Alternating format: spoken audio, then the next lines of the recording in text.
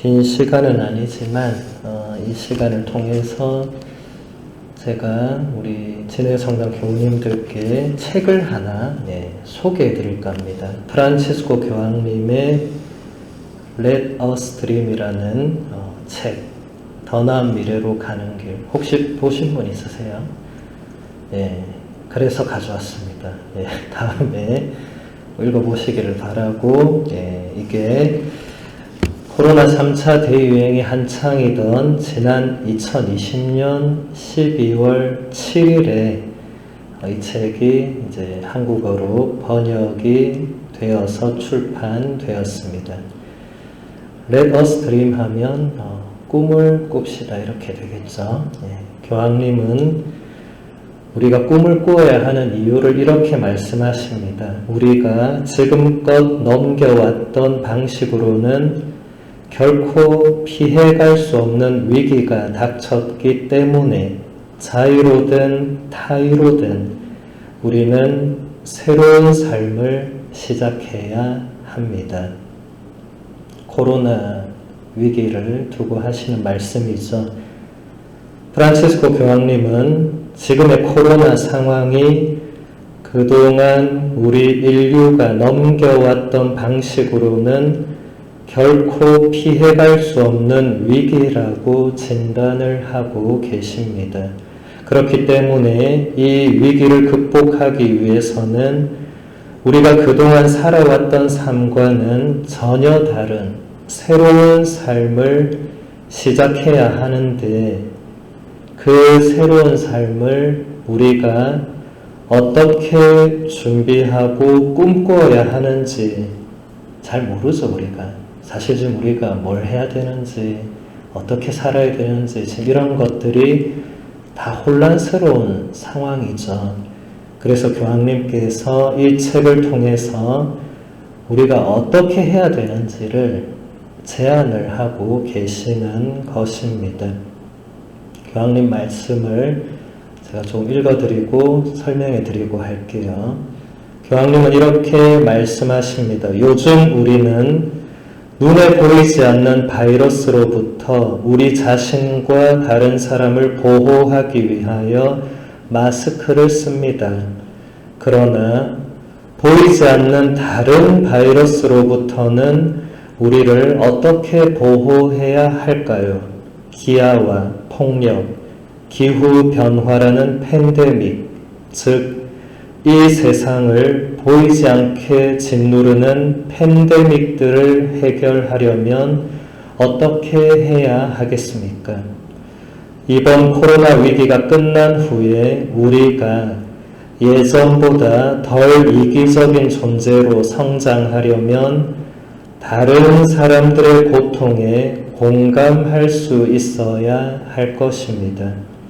독일 시인 프리드리히 헬덜린의 유일한 소설 히페리온에는 위기 상황에서 닥치는 어떤 위험도 결코 완벽하지는 않아서 빠져나갈 방법이 있다고 말해주는 그런 구절이 있습니다. 위험이 있는 곳에서는 언제나 해결책도 무럭무럭 자라난다. 이 말은 인류의 역사에서 변함없는 원칙입니다. 언제든지 파멸을 벗어날 방법은 있습니다. 위협이 있을 때 우리는 행동을 해야 합니다. 그때 새로운 문이 열립니다. 제 삶의 여러 순간에 헬덜린의 이 구절이 저에게 용기를 북돋아 주었습니다. 먼저 교황님은 지금 코로나 바이러스만 팬데믹이 아니라 지금 다른 것도 다 팬데믹 상황이다. 지금 여러분 팬데믹이 무슨 말인지는 이제 아시죠? 하도 뉴스에서 세계보건기구에서 팬데믹 하니까 이게 뭔지 몰라도 전 세계적인 심각한 재난 상황 이런 거구나. 그게 사실 그렇게 받아들이면 되죠. 그런데 코로나뿐만이 아니라 이미 예전부터 우리가 보지 못하거나 보지 않았던 기아 문제, 폭력의 문제, 기후변화 문제, 뭐 이것뿐만 아니라 수없이 많지만 일단 이런 것들도 다 사실 똑같은 위험 상황이었다. 코로나만 지금 드러나서 이런 거지 보이지 않게는 계속 위협적인 요소들이 우리 삶 속에 있어 왔고 우리가 이것을 해결을 해야만 한다고 말씀하시는 겁니다. 그리고 교황님이 이 많은 지금 말씀 중에서 핵심적인 것은 우리가 이번 위기가 끝난 후에 덜 이기적인 존재로 성장하려면 다른 사람들의 고통에 공감을 할 수 있어야 한다. 지금 여기서 행동을 제시한 것은 다른 사람들의 고통에 공감을 해라. 지금 코로나, 기아, 폭력, 기후변화 이런 모든 것들이 우리가 다른 사람의 고통에 공감하지 못하는 데서 오는 이유도 있다는 겁니다. 어떤 사람들은 이렇게 얘기하면 그거랑 그게 무슨 상관이 있습니까? 이렇게 말할 수도 있겠죠. 그냥 겉으로 보기에는 아무 상관이 없어 보입니다. 그렇지만 여러분들이 이 책을 나중에 읽어보시면 또 강의 뒷부분에 보시면 굉장히 연관이 있습니다.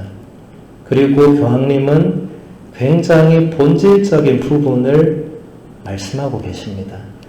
위기는 표면적인 부분을 해결한다고 없어지는 거 아니거든요. 본질적인 부분을 건드리고 그것을 어떻게든지 변화시켜 나갈 때 새로운 길이 열리게 되는 겁니다.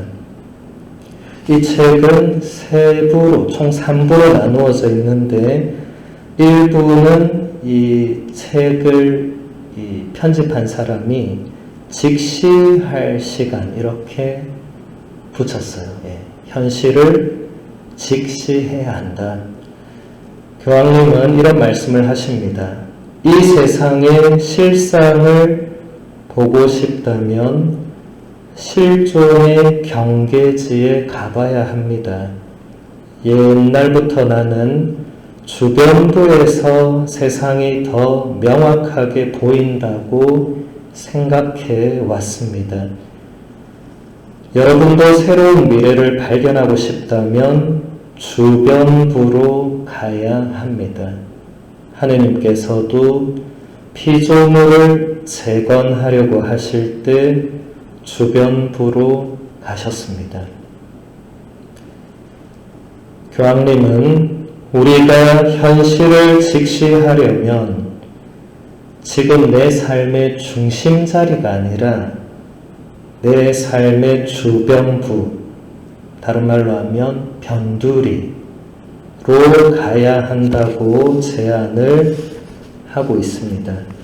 우리가 주변부 사람들, 변두리 사람들의 삶의 모습을 바라보지 못하면 현실도 올바르게 직시할 수가 없다는 것이죠. 그러면서 교황님은 우리가 현실을 회피하려는 세 가지의 파멸적인 태도를 말씀하시면서 경고를 하십니다. 그 세 가지는 나르시시즘, 낙심, 비관주의입니다. 좀 어려운 말들이죠. 교황님께서 하나씩 설명해 주십니다. 나르시시즘은 우리를 거울 앞으로 데려가서 자신을 보게 하며 자신을 모든 것의 중심에 두게 합니다. 따라서 모든 것을 자신의 관점에서 보게 됩니다.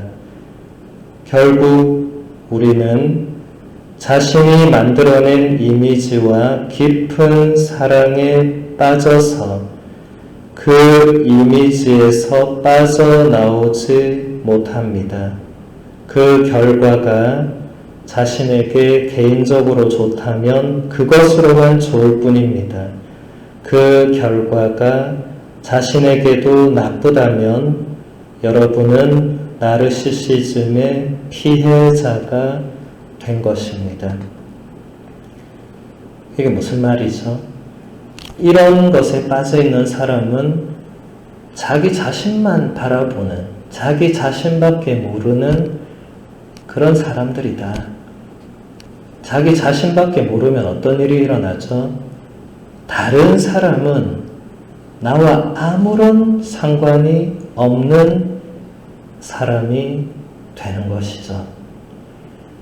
여러분, 복음서에서 예수님과 마귀 들린 사람, 혹은 마귀들이 만나서 대화할 때 그들이 가장 자주 하는 말이 뭐였습니까?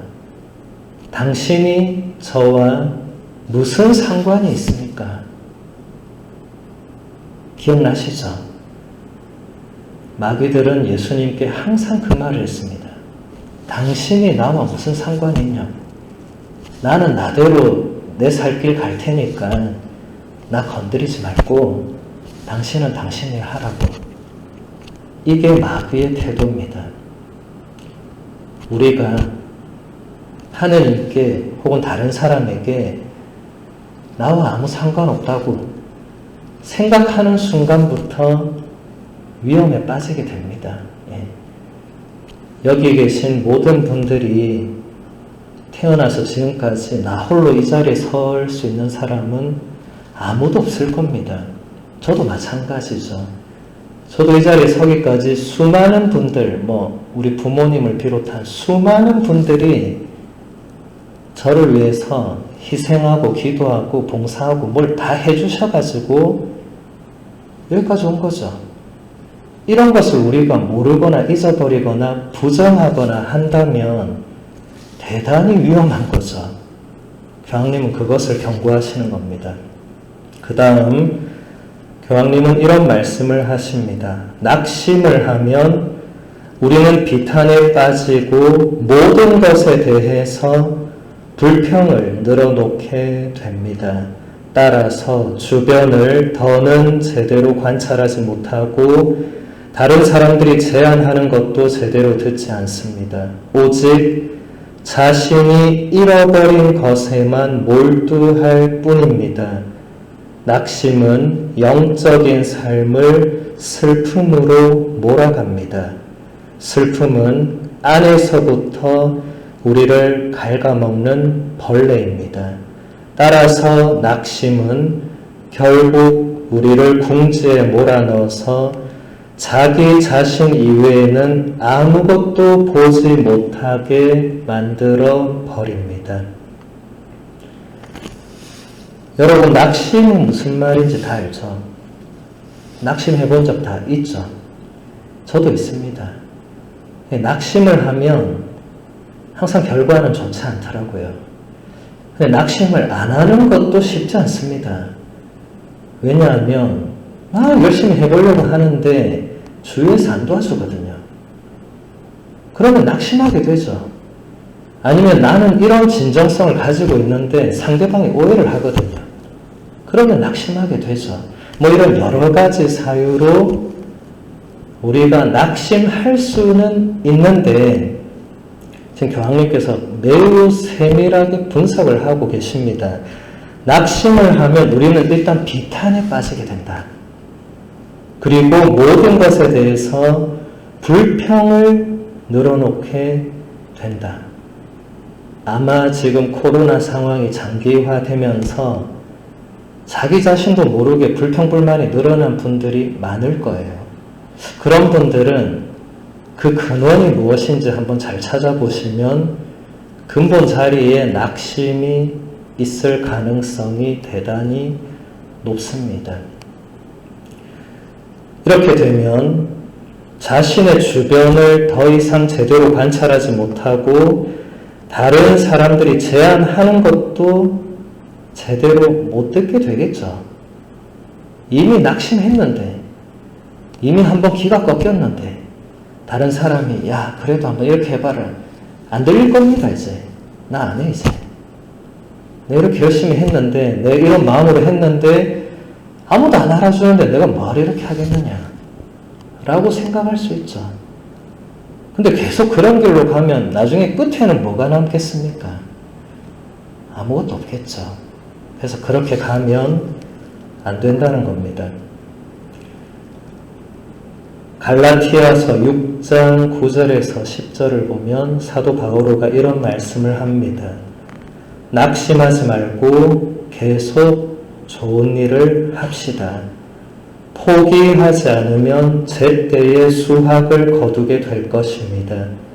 그러므로 기회가 있는 동안 모든 사람에게, 특히 믿음의 가족들에게 좋은 일을 합시다. 사도 바오로도 낙심이 얼마나 위험한지를 이미 그 당시에 갈라티아 사람들에게 경고하고 있죠. 하느님을 전하려고 하고 하느님 뜻대로 살려고 하다 보면 이게 그렇게 안 되게 방해하는 수많은 요소가 있다는 것을 바오로 사도는 누구보다 잘 알고 있던 분입니다. 여러분, 바오로 사도의 편지들을 잘 읽어보면 바오로 사도는 이 생을 살면서 평생을 예수 그리스도와 복음만 전했는데 그 생애 동안에 뭐가 잘 된 적이 한 번도 없었어요. 한 번도 없었습니다. 모든 요소는 좋지 않았습니다. 평생을 그렇게 살았습니다. 그런데도 서강 곳곳에서 바오로가 뭘 하고 있냐면 하느님께 감사와 찬미를 드리고 있습니다. 제가 이런 말을 많은 신자들이 신부님 성인들이 그렇게 살죠. 저는 안 됩니다. 저는 이렇게 말합니다. 바오로가 살아있을 때 본인이 성인이라고 생각이나 했겠냐. 다 똑같다 우리하고. 돌아가시고 나서 성인 품에 오르는 거지 살아있을 때 아이고 나는 성인이네. 이런 사람은 세상에 있을 수 없고 있다면 그 성인이 아닙니다. 여러분, 지난 세기에 우리에게 가장 잘 알려진 많은 성인 성녀가 있었는데 그 중에 오상의 비오 신부님이라고 들어보셨을 거예요. 이분은 살아계실 때 예수님의 그 십자가 5상처를 온몸에 받은 분입니다. 살아계실 때. 그럼 어떤 현상이 발생합니까? 손과 발과 옆구리에 창으로 찔린 이 상처가 있으니까 맨날 피를 흘리겠죠. 그럼 여러분 손가락을 바늘로 찔러도 이게 아픕니까? 안 아픕니까? 아파 죽겠죠. 근데 손에 구멍 나서 피가 나면 상상할 수 있어요. 이런 고통은. 상상도 못 하겠죠. 근데 그분 맨날 그렇게 피를 흘렸어요. 근데 더 안타까운 건 동료들이 그걸 알아주기보다는 시기 질투를 해서 교황청에 이 고발을 합니다. 그것도 완전히 모함을 해서. 비오 신부님이 본인이 살아계실 때 한 번도 내가 성인이다 한 적도 없고 그런 걸 받았을 때 이분이 개인적으로 몇 번 낙심했을지는 몰라도 그것을 끝까지 견뎌내셨습니다. 그래서 나중에 돌아가시고 나서 나중에 성인 품에 올라가시는 거죠. 우리도 그렇게 할 수 있습니다. 비관주의에 대해서 교황님이 이렇게 말씀하십니다. 비관주의에 젖은 사람은 미래를 향한 문을 닫아 버립니다. 따라서 미래에 있을 새로운 것을 볼 수 없습니다. 비관주의에 빠지면 문간에 바로 새로운 것이 있는 경우에도 그 문을 열려고 하지를 않습니다. 이것이 우리의 성장을 방해하고 우리를 마비시키는 세 가지의 태도입니다. 비관주의도 여러분들이 잘 알죠? 아마 지금 이 상황에 비관주의에 빠져있는 분들은 굉장히 많을 겁니다. 이 현실 앞에서, 어쩔 수 없는 현실 앞에서 비관에 빠져있는. 그런데 교황님은 그렇게 빠져있으면 미래를 향한 문을 스스로 닫는 거다, 그게. 그래서 새로운 것이 오더라도 문을 열 수가 없다. 본인이 문 닫고 그냥 틀어 앉아있기 때문에 안 된다. 나르시시즘과 낙심과 비관주의 이 세 가지가 우리의 성장을 방해하고 우리를 마비시킨다. 이 시기에 가장 필요한 진단이겠죠. 우리가 가장 경계해야 될 태도도 바로 이런 것들입니다. 교황님은 이런 태도를 극복하기 위해서 우리가 뭘 해야 되느냐? 희망의 씨앗을 뿌리든지 정의를 위해서 일하든지 간에 작더라도 구체적이고 긍정적인 행동에 전념할 수 있어야 한다. 라는 해결책을 제시합니다. 다시 말하면 이런 때일수록 작은 일에 충실해야 한다. 여러분 어제 복음 말씀 기억나십니까? 달란트를 받은 사람들, 5달란트를 받았는데 5달란트를 더 버는 사람들, 2달란트 받았는데 2달란트 더 버는 사람들, 1달란트 받았는데 아무것도 안 하고 땅속에 묻어뒀다가 그것마저 빼앗긴 사람. 5달란트를 받아서 더 버는 사람, 2달란트를 받아서 더 버는 사람에게 주인이 뭐라고 하시죠? 너는 작은 일에 충실하였기 때문에 이제 큰 상을 받아라. 이렇게 말씀하시죠. 어제 복음 기억나실 겁니다. 기억 안 나면 찾아보세요. 매일미사책에 어제 복음. 예. 작은 일에 충실한 게 가장 하느님께 기쁨을 드리는 길이고, 교황님 지금 뭐라고 하시죠? 지금 이런 상황에서도 우리가 이런 상황을 극복하고 벗어나고 또 이런 상황에서 벗어나지 못하게 만드는 그런 태도들을 뛰어넘으려면 작은 일에 구체적으로 충실하게 살아야 된다. 여러분, 작은 일들은 뭐 어떤 걸 말하는 겁니까? 그냥 일상의 소소한 일들. 근데 내가 하고 싶어서 내가 그냥 취미로 하는 이런 일들을 지금 말하는 건 아니겠죠. 신앙적으로 혹은 내 가정에서 내가 하느님을 위해서 또 내 가족을 위해서, 그러니까 다른 사람을 위해서 내가 할 수 있는 작은 일들이 많이 있죠. 근데 사람들은 어떻게 생각하냐? 그런 거 한다고 신부님 세상이 바뀝니까? 안 바뀌죠. 제가 지금 뭐 세상 바꾸려고 이런 얘기 하는 거 아니죠. 여러분, 소아데레사 성녀라는 인물을 아실 겁니다. 소아데레사 성녀가 뭐 했던 분이죠? 15살에 가르멜 수녀원에 입회해서 24살에 거기서 돌아가신 분입니다. 9년밖에 수도 생활 안 했죠. 뭐 했습니까? 그 안에서 맨날 청소하고 빨래하고 바느질하고 기도하고 그 수도원의 일상을 그냥 충실히 살다가 갔습니다. 이것만 보면 그게 뭐 크게 성리의 삶인가? 라고 생각하는 사람이 대부분이었어요. 그런데 우리 교회가 그분을 성인 품에 올렸습니다. 작은 일에 충실했기 때문입니다. 작은 일에 충실한 건 대단히 중요한 겁니다. 교황님은 또 무관심에 대해서 이런 말씀을 하십니다. 코로나19로 인해서 또 다른 팬데믹, 즉 무관심이라는 바이러스가 백일하에 드러났습니다. 무관심이 일상이 되어서 우리의 생활과 가치 판단에 소리 없이 스며들면 위험하기 짝이 없습니다. 이런 이유에서 우리는 무관심에 익숙해져서는 안 됩니다. 주님께서 생각하시는 방법은 완전히 달라서 정반대에 있습니다. 하느님은 결코 무관심하지 않습니다.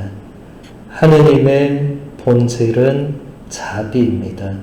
따라서 보고 느끼는데 그치지 않고 행동으로 응답하십니다. 하느님은 알고 느끼시면 우리를 구하려고 달려오십니다. 하느님은 기다리고만 있지 않으십니다. 온 세상 어디서든 따뜻하고 관심 어린 즉각적인 응답을 얻으면 그것은 곧 하느님께서 응답해 주신 것입니다. 무관심한 사람은 하느님께서 우리에게 주시려는 새로운 것에 다가갈 수가 없습니다. 여러분, 프란치스코 교황님이 2013년 3월에 교황직에 오르고 나서 처음으로 내신 회칙이 있습니다. 그게 뭔지 아세요? 신앙의 빛이라는 회칙입니다. 그런데 사실 그 회칙은 전임 교황이신 베네딕토 16세 교황님께서 다 써놨던 회칙입니다. 프란치스코 교황님이 거기에 사인만 했습니다. 그 책 읽어보면 당신이 그렇게 또 얘기를 하세요. 솔직하게. 이 책은 내 책이 아니다. 그리고 당신의 첫 번째 책이라고 할 수 있는 권고집이 그 다음 해에 나옵니다. 복음의 기쁨. 아마 들어보셨을 겁니다. 아직 안 읽어보신 분들은 반드시 읽어보시기 바랍니다. 복음의 기쁨. 그 권고집이 지금까지 교황님이 하시고 계신 지금 8년째 됐죠. 모든 것을 다 담고 있습니다. 그 책이 모든 것입니다. 그 책만 제대로 이해해도 우리의 삶은 많은 변화가 있을 겁니다. 그 책에서 이미 교황님은 무관심의 세계화를 가장 경계하고 있습니다. 지금 이 세상에 여러 가지 팬데믹이 있는데 가장 큰 팬데믹이 바로 무관심이다. 서로가 서로에게 무관심한 것은 살아있는 지옥과도 같을 것입니다. 여러분, 가족이나 주위 사람들이 나에게 무관심하다면 나는 그 현장이 지옥이 될 겁니다. 우리는 사랑하고 사랑을 받고 관심을 주고 관심을 받고 그러면서 살아야 되는데 사랑하지 못하고 사랑받지 못하고 관심을 주지 못하고 관심을 받지 못하면서 살면 그 삶이 도대체 무슨 의미가 있는가? 하루하루 연명하는 게 과연 무슨 의미가 있는가? 그러니까 코로나라는 것은 언젠가는 끝이 나겠죠. 제가 보기에도 가장 무서운 것은 교황님 말씀대로 무관심이라는 바이러스입니다. 이것은 끝이 없을 가능성이 있기 때문입니다. 있는 정도가 아니라 대단히 큽니다. 여러분, 인간관계에서 한번 마음의 문을 닫은 사람을 잠시만 생각해 보세요. 별로 생각하고 싶지 않겠지만 평생 무관심하겠죠. 그 사람에게는.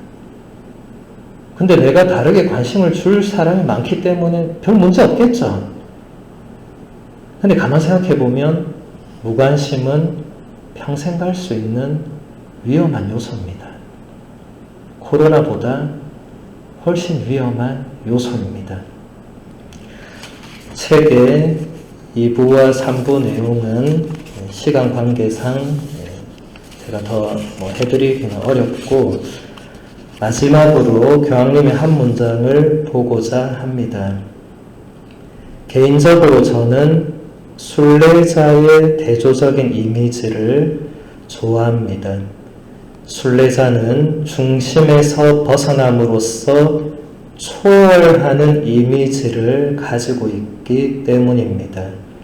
순례자는 자신의 틀을 깨고 나와서 새로운 지평을 향하여 나아갑니다. 그리고 완전히 다른 사람으로 변해서 집으로 돌아옵니다. 따라서 순례자에게는 집도 더 이상 같은 곳이 아닙니다. 지금은 순례의 시간입니다. 우리 예전에 어느 가수도 이런 노래 했죠. 인생은 나그네 길. 어디서 왔다가 어디로 가는가. 예. 지금 교황님 표현에 의하면 인생은 순례의 길. 그런데 우리는 어디서 왔다가 어디로 가는지 알고 있는 사람들이죠. 그걸 모르는 사람들이 모르니까 그런 가요를 노래하는 것이고, 그런데 여기서 교황님께서 순례자의 핵심을 얘기합니다. 우리는 순례자라고 하면 주로 뭘 떠올리죠? 산티아고 순례길을 시간을 내서 저 800km, 1000km의 여정을 매일 걷는 그 사람들, 나도 죽기 전에 한 번은 해봐야지. 이렇게 생각하는데 교황님 뭐라고 하시냐면 순례자는 중심에서 벗어남으로써 초월하는 이미지를 가진 사람. 저도 이 부분에서 굉장히 놀랐습니다.